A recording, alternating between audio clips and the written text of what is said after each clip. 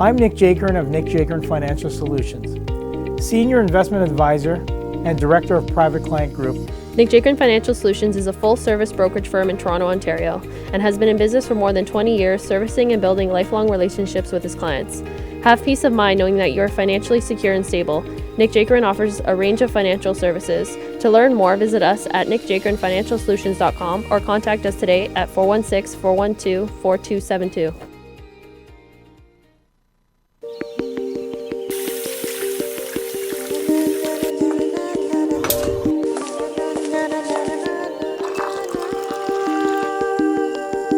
All natural sweetener, Flavor All. 20 flavors to choose from. The perfect substitute for sugar and artificial sweeteners. Flavor All by Greenish. Flavor All from Greenish, now available at Rexall pharmacies.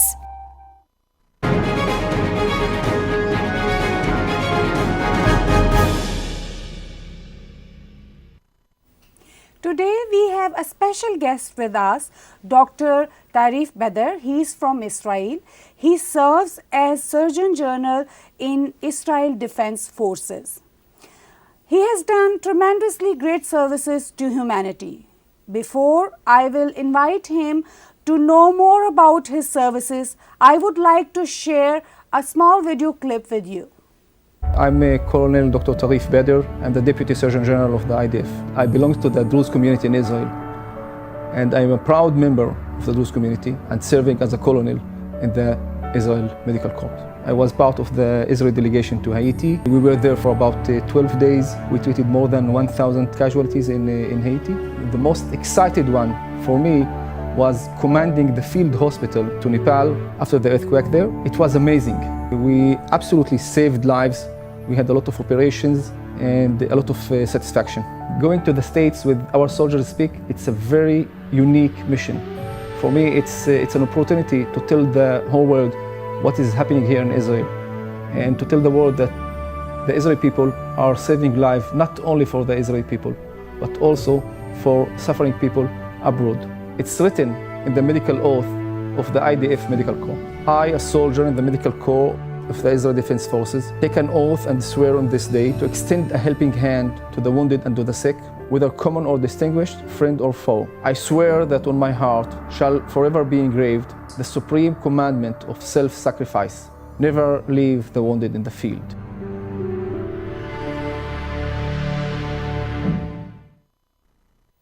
Here I have Dr. Tarif Bader with me in the studio, and I'm joined with my co-host Tahir Gora. I welcome you both to the studio. Thank you very much. So in recent years you have commanded humanitarian missions to wounded Syrians and humanitarian missions in Nepal. You commanded a medical mission of bringing back the Israeli wounded after the terrorist attack in Istanbul, Turkey. So let's start our talk today. What was likely to serve during humanitarian mission to wounded Syrians? First of all, I'm proud to be here and share with you a little bit of our experience of humanitarian missions. The unique case of the Syrian, treating the Syrians was totally different from other missions.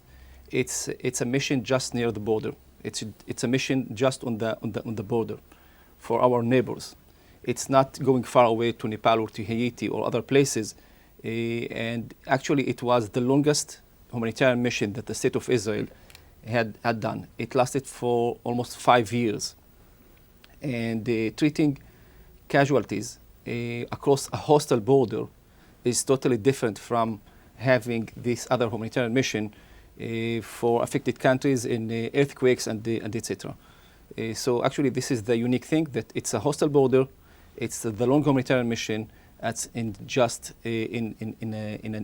nearby the State of Israel. So I would like to ask Dr. Bader, what is going on in Syria now, and what are the further works of Israel to reinstate life over there? The civil war in Syria started in 2011, and actually we have learned from the media, of course, that the people there are part of them are suffering, are injured, part of them are killed, and the medical facilities are not enough to treat all these Syrians. That's the reason that part of them went to Jordan or to Turkey as refugees seeking for treatment.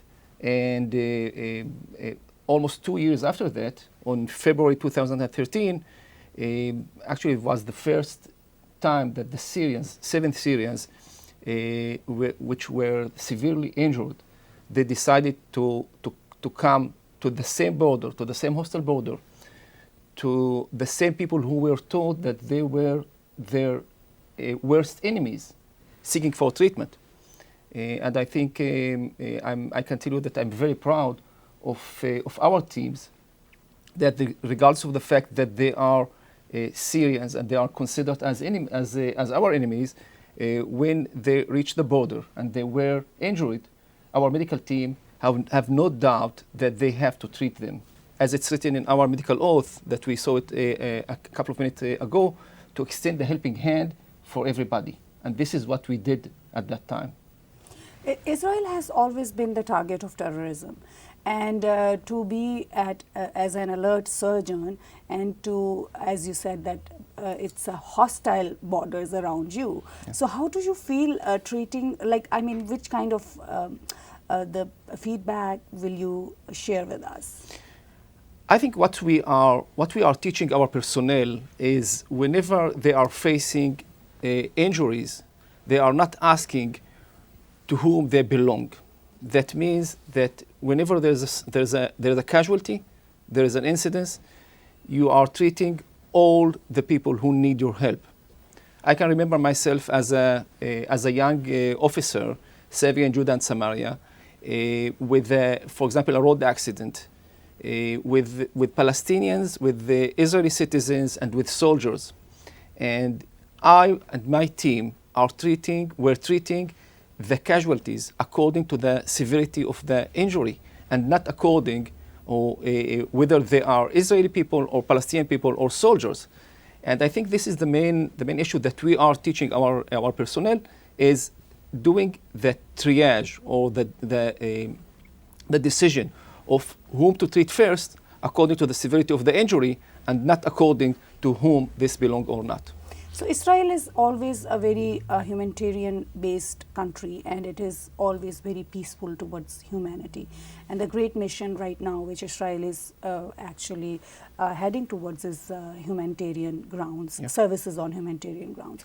So how would you find yourself facing those difficulties? How would you like to share with us some of the glimpse of that and how you resolve that?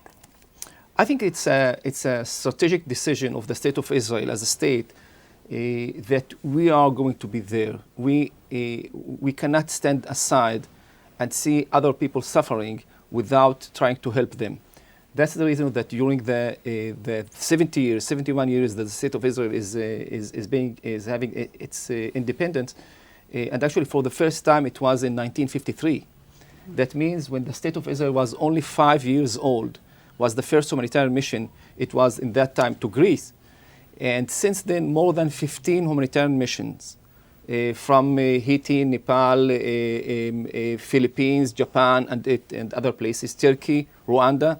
So actually, we are, whenever there is a need for us, we feel that our responsibility to be part of this humanitarian mission, of this global humanitarian mission, and actually more than once, we were the first to be at the scenario of the action. In the case of Haiti, 89 hours after the earthquake, the field hospital of Israel, the Israeli field hospital, was the first to be on the land of Port-au-Prince. In the case of Nepal, after 82 hours, we were the first to be there in Kathmandu. So I think it's something of the thing that we are believe in, that if there is a need for us, we want to be there. So the current world situation, if we see, it's very difficult and sensitive, and Israel is actually at the leading role of world humanitarian missions. So where do you see the future plans for the government of Israel? I think one of the major things that we have to think about is sharing knowledge and sharing experience with the others. That's the reason that when I'm in Canada in this case, or in the States or in other places, it's very important for me and for the State of Israel to share our knowledge, our experience for the others. Whenever there are drills for field hospitals, we are part of these drills. Last year we had a big exercise for field hospitals, which held in Romania. And actually our field hospital, our military field hospital, was part of this huge exercise in order to share the knowledge, to share the experience with others. And I believe that whenever there is an earthquake, a disaster, a natural disaster, etc., with thousands of casualties, with hundreds of thousands of people who are killed or injured or something like that, the affected country will not be able to deal with this event alone. And I think this is one of the important things that we have to take in mind, sharing the knowledge, sharing the experience, sharing the abilities in order to save more lives around the world. So how do you see, you're in Canada right now, what is the response of the Canadian government towards those kind of peaceful missions? Amazing. Amazing. I'm enjoying my time here. I was speaking in a couple of occasions in hospitals, in other places, and I think it's, as I mentioned, the importance of sharing the knowledge, the importance of sharing the experience is tremendous. So are you meeting those officials who are part of this mission? Actually, I'm meeting either physicians or other people on charge who are interested in these humanitarian missions, who probably can in the future use the experience that they have and that we are sharing with in order to have better response in future events. Better strategy for that. So what message would you like to deliver to Canadians through us, which will be actually promoting world peace and humanitarian values around the world? I think saving lives is one of the important things that we have to deal with, and I feel very proud every time that my team or me are being able to save another life, either of people around the world or people inside Israel. I think this is one of the message of all the physicians around the world, all the people dealing with health in general, and the ability of being able to go wherever there is a need for us and saving lives. I think it's an amazing thing. So it's basically the basic human rights also that one should try, if they are blessed, to help others the way they can possibly.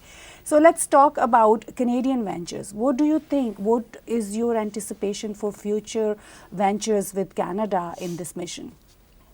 We are sharing the knowledge with the whole world. Recently, I have been to the United Nations, and actually I had an assessment there with as the representative of the State of Israel, and I think the main message is whenever you can save life, whenever you can prevent injury, I think it's a good thing.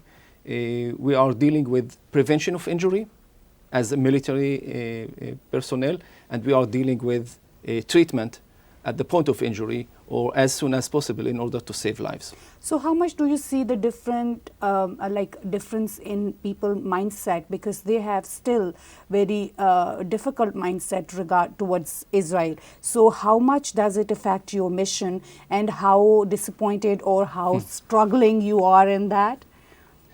I think the more we talk about that, the more we share what we are doing, more and more people will understand what we are doing, not only in the hostile border in Syria, but also in other places. And I think it's very important to share this experience. And the more I and my colleague are talking about that, more people will do that. So do you have any? No, I have a couple of things to ask Dr. Bader. You have great experience serving people in war-torn areas, in crisis lands and all those. So do you have any plan or do you have any strategy in terms of creating field hospital, particularly as you served in Nepal, as you served in Haiti, I think as well, and as well as in your neighboring country, Syria. So what is that model, in fact? That model is to be able to be on time whenever there's a need for us.